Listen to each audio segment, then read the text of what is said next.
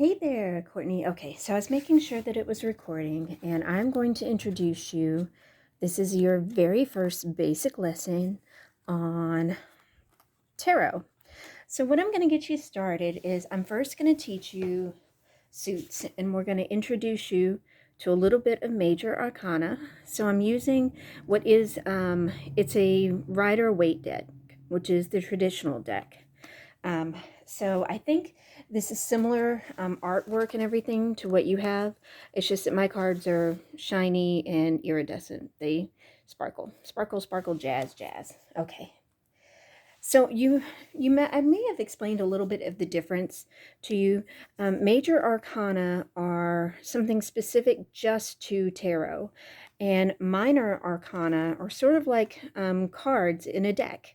So, for example, Ace of Cups is exactly um, like Ace of Hearts, and Ace of Pentacles would be like Ace of Diamonds, and Ace of Wands would be like Ace of Clubs, and Ace of Swords would be like Ace of Spades. So you can actually read tarot with a playing card deck, and I'm going to teach you how to do that as well. But actually, playing cards were based off of tarot cards and vice versa. But your first introduction is going to be the suits themselves and what each one means. So that's why I only brought out the aces, because aces are always beginnings. They're the start of something. And the best way to learn it is to, and I brought out some of the major arcana, because you have to learn to sort of tie in astrology in with tarot to kind of see how it all ties together. Because I know that you don't know astrology, and that's perfectly fine. But it helps to kind of bring a little bit of understanding in there. And I put down, this is my grandmother's blanket, and it was my grandmother's blanket. So it's a very special blanket to me. I like to use it. So the beginning would be cups. Well, as you can see, cups represents water signs, which would be Cancer, Pisces, Scorpio.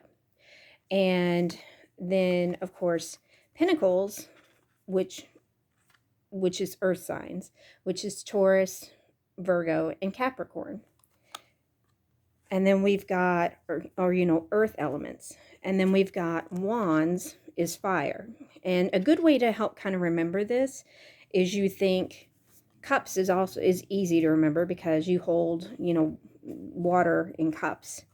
And then pentacles is earth, but you think of things that come from the land, or we used to till the land for money. This is how we make money. It's the things that drive the physical world. So this would be emotions. This is the physical things, or the logical, or the down to earth things. Fire, this is your passion. This is your drive. These are things that can sometimes even be it's your passion or drive or things of that nature. And then the next element would be air, which is air signs, which is Aquarius, Gemini, and Libra. And this is more of like the Ace of Swords is known as like the swords. The first card of the deck is the Sword of Truth. Okay. Now, I don't expect you to remember this, but what's important here is that everything has a beginning. So the aces are ones, are the beginning of everything. So they're kind of like the start or the beginning of an element. So any and all cards associated with cups are going to bring that type of energy or associate with that type of energy. So any card that you pull out of your deck that has is a cups card, it's always going to be about that water element, or it's about feelings or emotions. It's always feelings and emotions. Even if you're asking a question about even if your question is about work or something else, it's still going to bring that emotional mentality into it. All right. And the ace, and these are more about practicals. But the thing too is where astrology ties into it, it can also talk about someone with one of these astrological signs or bringing in their emotionality into something. So even if you're, say, I'm doing a reading and I'm asking about a new job or something, and I pull out Ace of Cups. Well, it could, it's like a new start or a new beginning or a new job with some emotional tie to it or emotionality to it. But it can also indicate some, a news or a connection with a Cancer type element or someone with the Cancer element, or bringing out those Cancer-like qualities if someone is a Cancer-like qualities within you, or Scorpio qualities within you, or interacting with someone who has those qualities. Do you see what I'm trying to say? And then the Ace of Pentacles, again, that is about, that's the Earth. And then, so all right, I think I'm beating a dead horse here. So I see that you can get that. Now, the reason why I wanted to talk about how these tie in is because I brought up some of them. I wanted to bring in some of the major arcana, because some of the major arcana, the first of each and every sign are fixed elements, and each one of these associates with a major arcana. So we're talking about aces, or the beginnings of suits and how they're beginning. So the very first in the major arcana that's a water sign would be Scorpio. So I wanted to show you the two major arcana cards that are associated with Scorpio. Scorpio is ruled by Mars, and Mars is the four fixed signs are, and they're the only four signs that are recognized in the arcana, in tarot, in the major arcana, is because fixed elements or fixed signs are, they're known for being kind of the most powerful signs within their element, or they're kind of the ruling signs in their elements. And the fixed signs are Taurus for earth, Leo for fire, Aquarius for air, and Scorpio for water. Meaning that when it comes to, they are steady and they are fixed. And when it comes to they're less likely to be changed. They are the firm ones. They are probably the most spiritually strong out of all of the zodiacs. And they are the most grounded within all of their signs. So out of the three earth signs, out of a Virgo, and for example, out of Virgo, Taurus, and Capricorn, Taurus is the fixed sign. So someone who has strong Taurus in their chart, Taurus is likely to sort of take charge in that chart. And if someone has strong Leo in their chart, especially in the major three, that Taurus or that Leo energy is going to sometimes outwaver. Same thing with Aquarius. That Aquarius in their chart is gonna really take charge, and the same thing with Scorpio. And Scorpio and Taurus are opposites; they're yin and yang.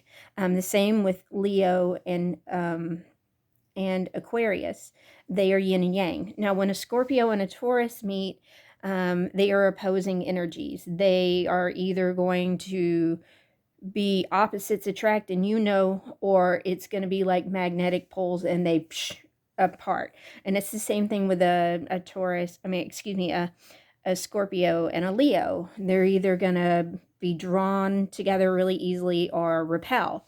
So I'm teaching you these things because these energies are important to know in tarot, meaning that there are certain cards in here where, for example, if you get cards reflecting, for example, these two major arcana together, which is the Star card and the Strength card, the Star card is Aquarius energy and the Strength card is Leo energy.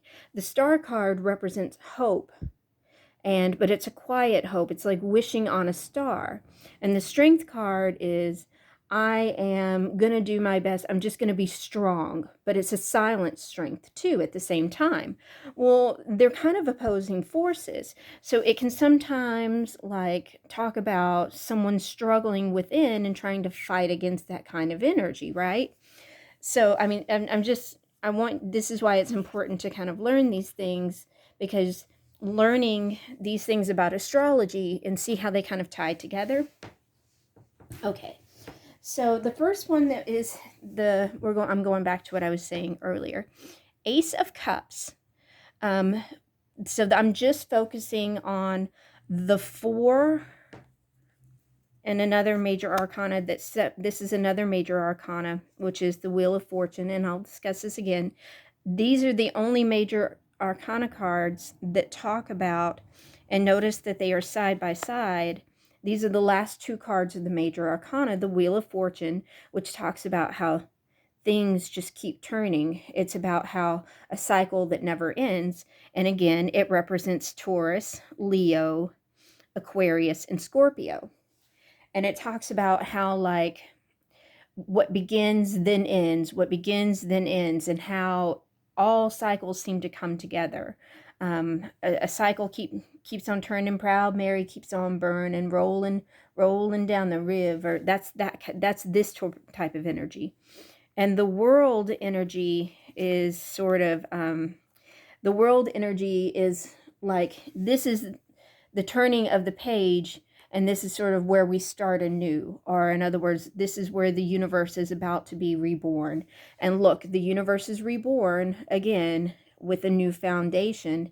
And again, look at the 4 signs that are represented here. Okay, I'm not bashing the others. I'm just saying that that's where everything is compulated. Now, astrology, the first fixed sign in astrology is Taurus, and the last fixed sign in astrology is technically actually Aquarius, because of the way that astrology technically works. Aries is first, and then Pisces is last. Okay, so these are our 2 Scorpio cards, and it's Mars energy. It's death and the Tower, which, yeah, good way to go, Scorpio. Scorpios are known for being pretty damn intense, and now we see why. Death is actually, people will see the death card and they think, oh my gosh, death. Oh, they think it's about something, people or something dying. It never means someone's going to die. Tarot cannot predict life and death.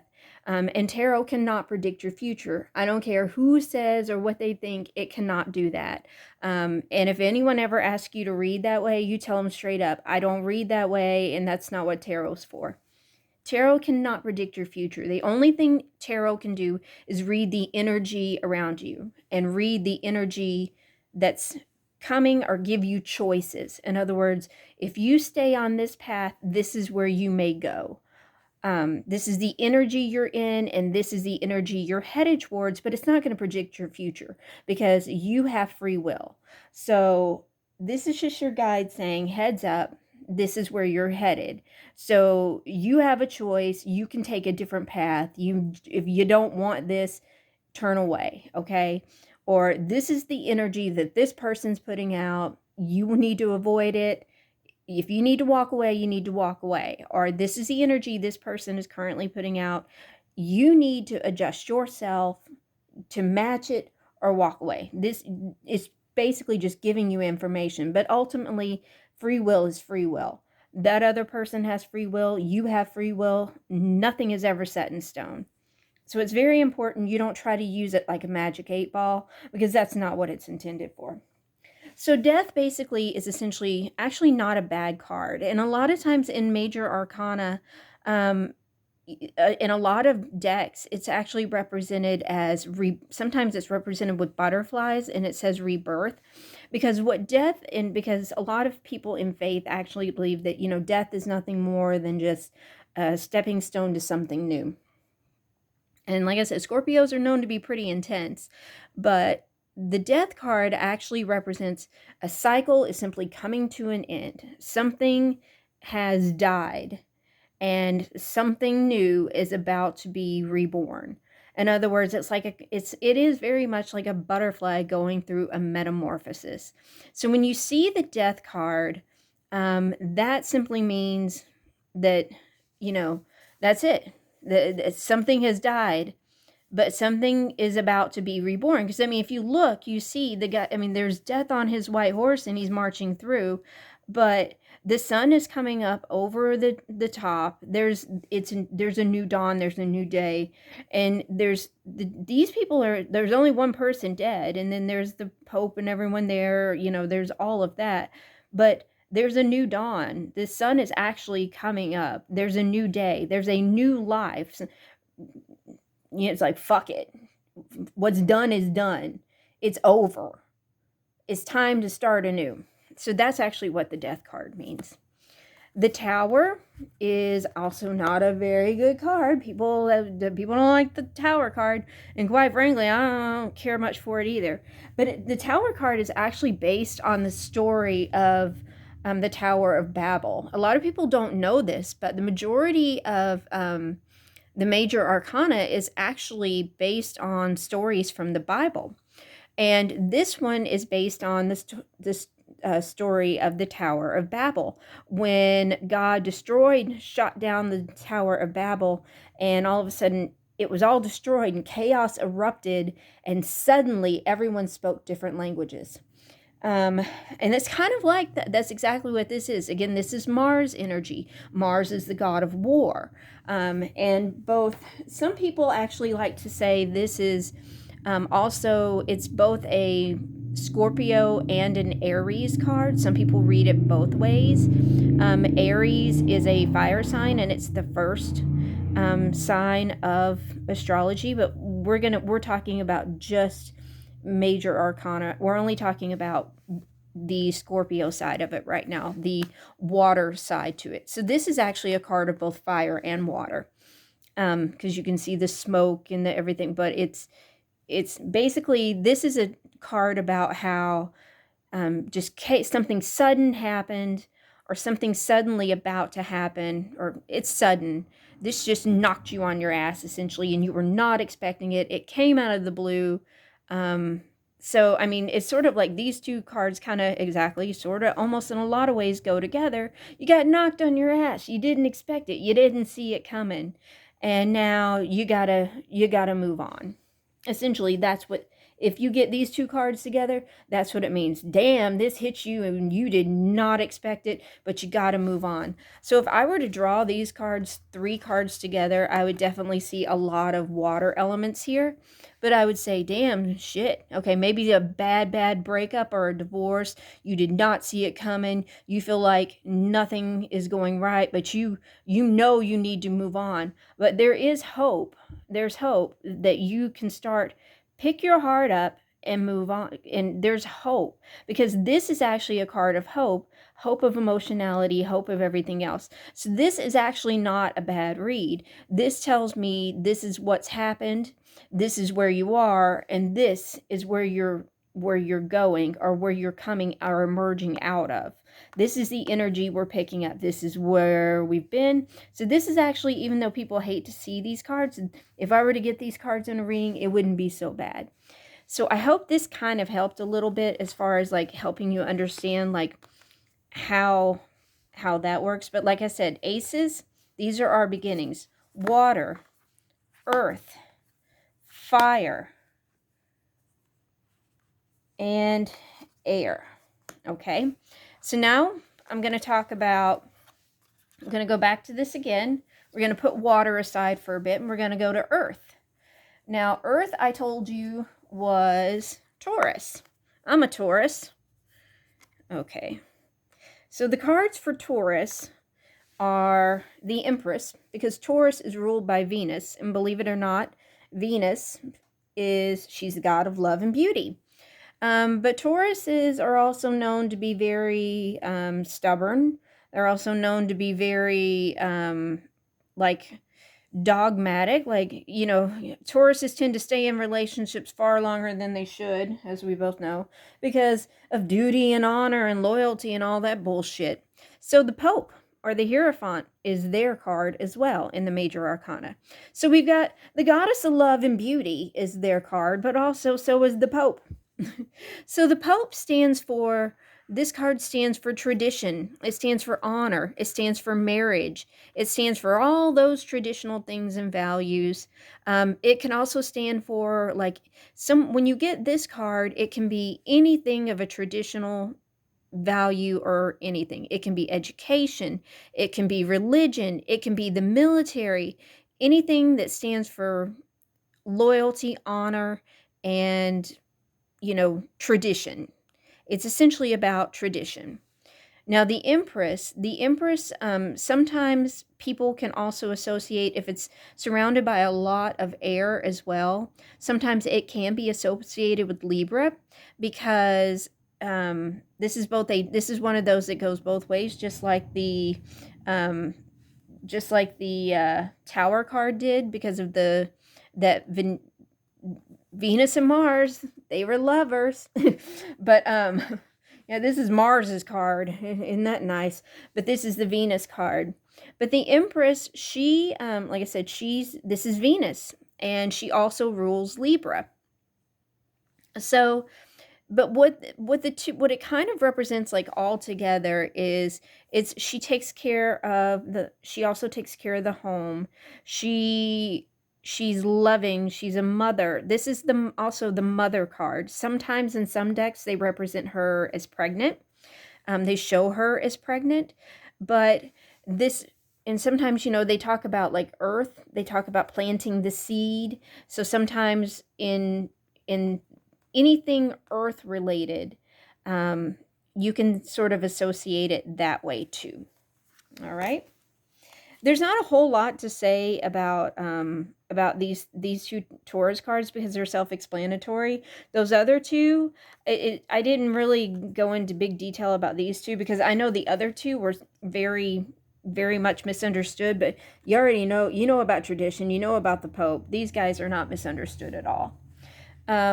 So if I were to get this card right here, the first thing that I would read or look at, I mean, it's abundance. I mean, look, we've got fruit, we've got abundance, and someone is literally handing you a glowing, shiny coin here. And it's all about, like, the abundance that you're gathering. Look at that. Wouldn't that be nice to live there? Look at all the hard work that must have gone into that. And it's being offered to you. So it's the beginning of something good, or the beginning of abundance, the beginning of good things. So if I were to get this in a love reading, it could be associated with the fact that someone is about to start something new, with someone strong, stable, or even someone with money potentially, or that could be the characteristics of them. It could be that there's someone with these type of qualities, or someone who values these type of qualities. Do you see where I'm getting at with this? So if someone's like, who am I gonna start dating? And the first thing you say is an Ace of Pentacles. An Ace of Pentacles would tell me, the first thing I would see would be someone who is probably a bit traditional, but is slow, and, you know, they've got their stuff together. Or maybe it could even be someone who's about to start a new job. Of course, we got to draw more cards to see where it's going, but this is something brand new, and probably not someone that they already know, but it's someone steady, and someone who's, you know, or maybe even someone who's just starting out in life. I don't know. It would depend on what the next cards are, but it's someone who has high hopes for making a good, solid, steady life for themselves. All right, so let's move to Wands. Oh, that fire, just like fire. Oh, damn Leos. Okay, sorry, my whole family's Leos. Now, these two cards are associated with Leos, and for some reason, Leo is one of the few ones that get their own two damn cards. But that doesn't surprise me, because Leos are all about me anyway, right? They need their attention. Sorry, I'm taking a drink. I'm Drink of water.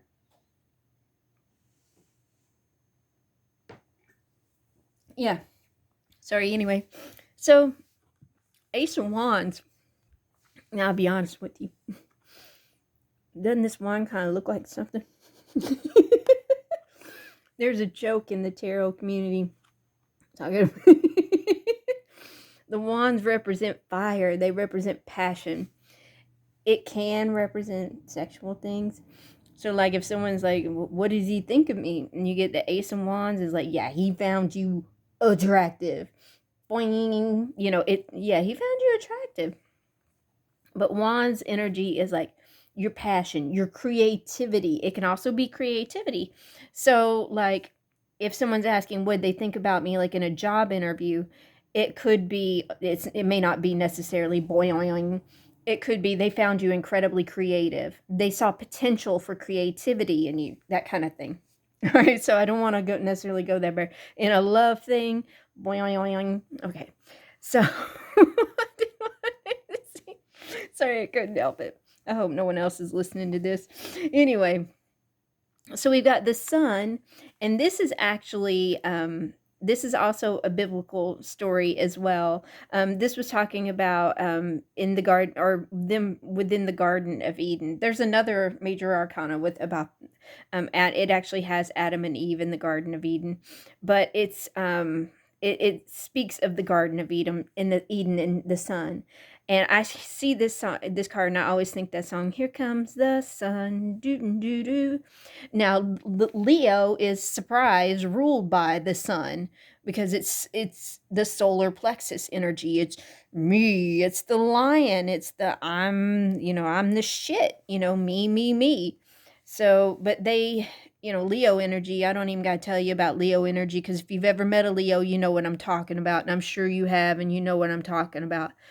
So it's that look at me, but I don't need to necessarily mean to be like about selfish, but it's also about bravery. It's about courage. It's about strength. It's about, I got this. And that's the thing about this card right here. It's the I got this energy.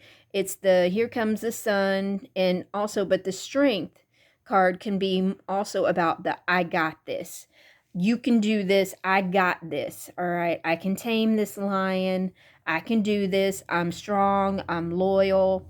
It's that type of energy. But sometimes, depending on the cards around it, you kind of have to read things together. It's like if I were to get these two together like this, but let's take the sun out. If I were to get these two together, I may not interpret it necessarily so well. I'd be like, if it's like, what does he think about me?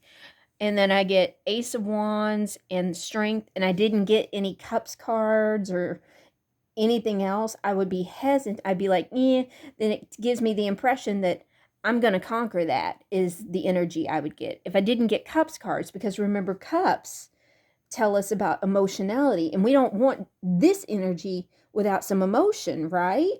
I mean, because this is sexually, or or if someone's asking, how does someone feel about me romantically, and I see this, just the sexual side of it, or passionate side of it, and the I've got this side of it, and I see no emotion tied in with it, which would be Cups. Or if I don't see this, if I see these cards together and I think, oh, that's positive, then I was like, well, he's a little arrogant because he thinks he's going to win your heart, that you're off to a good start. And yeah, he probably wants to sleep with you.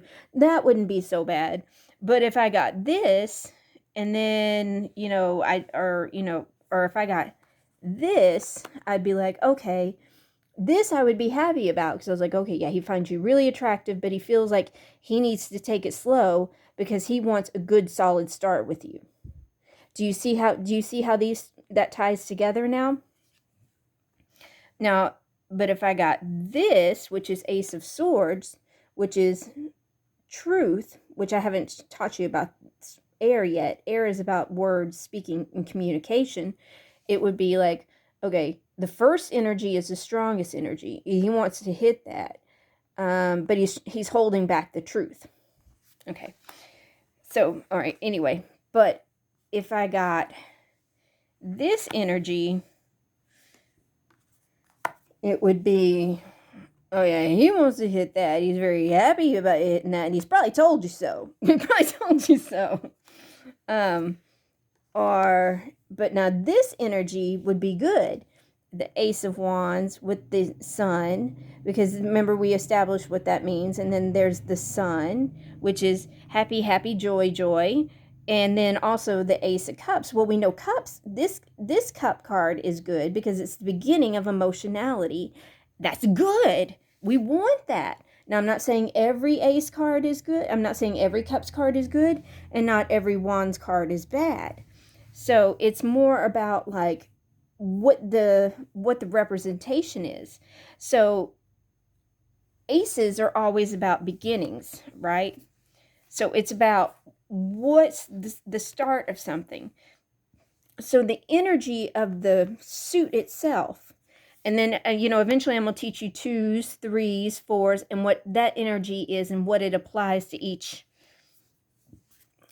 energy as well. So let's move on to the last one, and that's going to be our air. Now, Aquarius only has one card, and that's the star card, as we talked about before. Now, and there's no other cards other than the fixed arcana cards that we talked about before that represent Aquarius energy. Now, I don't know why, but I like to think, and I have Aquarius rising. We talked about your major three being the most important ones. I have Taurus Sun, which is inner, Aquarius rising, which is outward or how people perceive me, and then I have a Sagittarius moon, which is how I deal with emotions. And I've done your chart a little bit for you too. But we have the Ace of Swords. Now, like swords or air energy is about communication, speaking truth. Now, or speaking or truths or anything like that. And the Ace of Swords is a nice card in the respect it's very it's about truth. It's about speaking the truth. Now, the cards around it represent whether or not someone wants to speak it or doesn't. You have to interpret using that. Okay, so if I've got a card before it that indicates deception or after it, so I mean, as I just demonstrated a minute ago, the way they roll together, this can be a good card or it can be a negative card. It just depends on what plays along with it. But this card essentially means speaking one's mind or speaking one's truth. Now, the star card is a beautiful card. It's a beautiful card. It's the water bearer, just like it's you. It's very obviously Aquarius because it's the water bearer. They've got 1 foot in the water and 1 foot on land. And people often think that Aquarius is, because it's a water bearer, that it's a water sign. It's not. It's an air sign. Aquarius